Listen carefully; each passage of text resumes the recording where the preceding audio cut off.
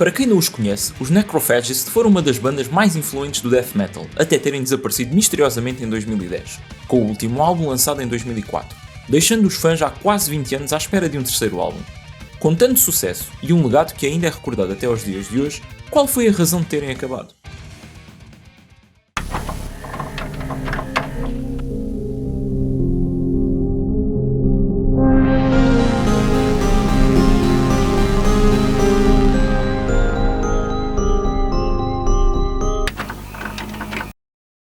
Para começar, quem são os Necrophagist? Acredito que a maior parte de vocês nunca tenha ouvido falar deles, ou porque não são fãs de metal, ou mesmo que sejam, não são nerds o suficiente para estar a par da cena do technical death metal. Um subgénero tão pretencioso, tendo em conta que o seu nome provém da complexidade das suas composições e a dificuldade de as executar.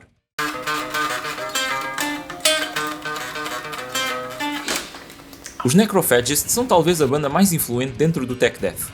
Já existiam bandas que podiam ser consideradas pioneiras do género, mas foram eles que solidificaram a sonoridade e estabeleceram os alicerces para todas as bandas que se seguiram.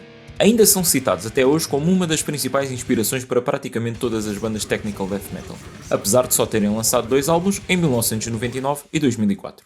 Mas não podemos falar de Necrophagist sem falar da mente por trás do projeto, Mohamed Switchmez, o vocalista e guitarrista fundador da banda e o único membro que se manteve do início ao fim. Nascido na Alemanha, filho de imigrantes turcos, Mohamed começou a ouvir death metal aos 12 anos, o que despertou o interesse em aprender a tocar guitarra. Com a tenra idade de 14 anos, escreveu todas as letras do primeiro álbum, que seria lançado 10 anos depois. Se eram temas apropriados para um jovem daquela idade? Claro que não, mas não consigo deixar de apreciar a imaginação fértil do pequeno Mohamed. Para terem uma ideia, tomei a liberdade de traduzir a letra de uma das cantigas. Culinary Hyperversity. Eu arranco as entranhas, corto a carne pulsante. Pelo tronco adentro eu alcanço, fundo, para arrancar o resto. Escolho o que eu gosto e o que não gosto.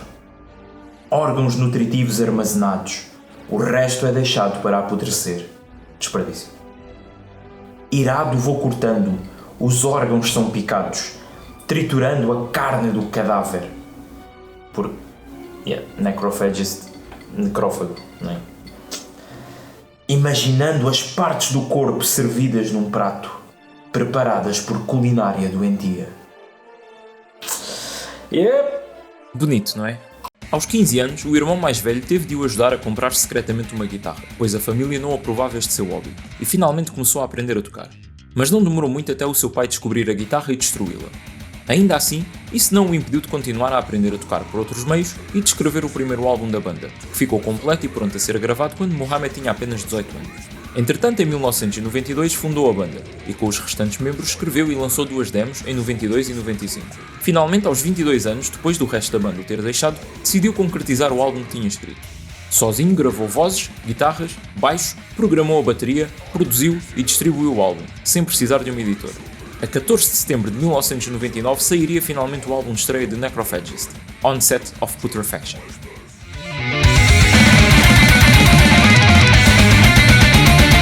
O álbum é caracterizado por aquela fusão de brutalidade e tecnicalidade típicas do género, e soa tudo bastante impressionante, ainda por cima tendo em conta o quão jovem era Mohamed quando escreveu isto. O sucesso do álbum fez com que conseguisse encontrar uma editora, e mais tarde pôde relançá-lo numa edição remasterizada, que inclui bateria real em vez de programada. Sem dúvida que este álbum é uma excelente estreia, mas não é o meu álbum de eleição da banda. Epitaph, a bíblia do technical death metal. Lançado a 3 de agosto de 2004, este álbum poderia muito bem ter sido lançado hoje em dia que ninguém iria estranhar, tendo em conta o quão à frente o seu tempo estava. Arrisco a dizer que 99% das bandas do género ainda são influenciadas por ele, e com razão. Epitaph mostra uma clara evolução em relação ao anterior. As estruturas das músicas são menos repetitivas e o álbum flui muito melhor do início ao fim. A brutalidade mantém-se, mas as letras falam de temas mais filosóficos e menos sobre sangue e tripas. Também evoluiu a nível técnico, incorporando agora influências da música clássica, de compositores como Beethoven ou Prokofiev. Mohamed desta vez não esteve sozinho e contou com Stefan Fimmers no baixo, Hans Grossmann na bateria e Christian Munzner na guitarra, sendo que este último participou na escrita da última faixa do álbum. Hans e Christian viriam a tornar-se grandes nomes do technical death metal, tendo vários projetos ao longo dos anos, sendo o mais famoso a banda alemã Obscura. O sucesso de Epitaph proporcionou à banda a oportunidade de tocar um pouco por todo o mundo. As suas performances ao vivo eram impressionantes, dada a complexidade do material e o quão próximo do álbum soavam. Até hoje ainda não sei como é que o Mohamed tocava aqueles riffs enquanto cantava. Quem já tentou sabe o quão difícil é. Christian e Hans acabaram por sair, sendo substituídos por Sami Ratikkainen e Marko Minnemann, sendo este último mais tarde substituído por Romain Golon. A banda continuaria a dar concertos e em entrevistas falava-se de um terceiro álbum, que estaria em produção. Os anos passaram e a única novidade sobre o terceiro álbum seria o tema Dawn and Demise, que chegaram a tocar ao vivo. A 20 de agosto de 2010, no festival Mountains of Death, na Suíça, dariam o seu último concerto, desaparecendo para todo o sempre.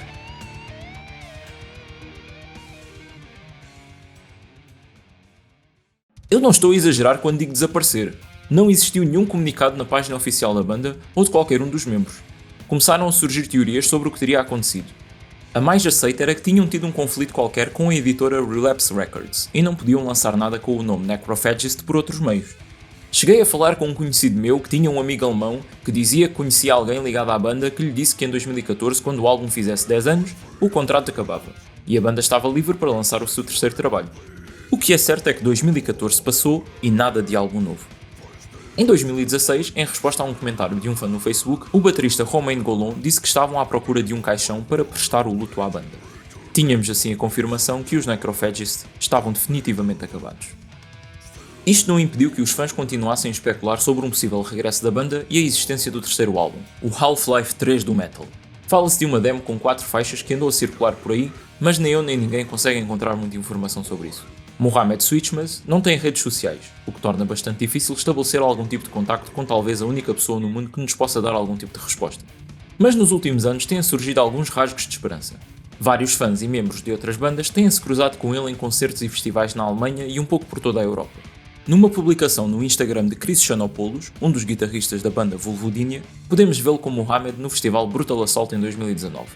Se procurarmos nos comentários, alguém pergunta pelo álbum, e Mohamed respondeu que já o tem gravado num disco rígido qualquer, mas simplesmente agora não tem a motivação para voltar à vida de música outra vez. Também nos últimos anos descobrimos que Mohamed trabalha atualmente como engenheiro mecânico na BMW. Claramente um emprego muito mais vantajoso a nível financeiro do que tocar numa banda de death metal. Honestamente é deprimente que mesmo que sejas a pessoa que praticamente sozinha revolucionou um género, o mundo te força a abdicar dessa vida para ter um emprego normal. Ou talvez ele goste mesmo da profissão que tem e eu estou a ter uma visão demasiado romantizada das coisas. É fácil colocar-nos no lugar dele, como um dos melhores do mundo no que faz, e acharmos que temos de nos agarrar a isso o máximo que pudermos. Mas no fundo, só o próprio saberá o que é melhor para ele neste momento. Num podcast, o ex-baterista Hans Grossmann foi questionado com a inevitável pergunta sobre o novo álbum dos Necrophagist. Ele diz que um álbum que saísse hoje em dia iria ser uma espécie de álbum retro, tendo em conta os padrões atuais. E o objetivo da banda nunca foi esse, mas sim estar sempre um passo à frente de todas as outras. E para além disso iria inevitavelmente ser comparado com o álbum antigo, e o mais certo era ser considerado pior, mesmo que não fosse.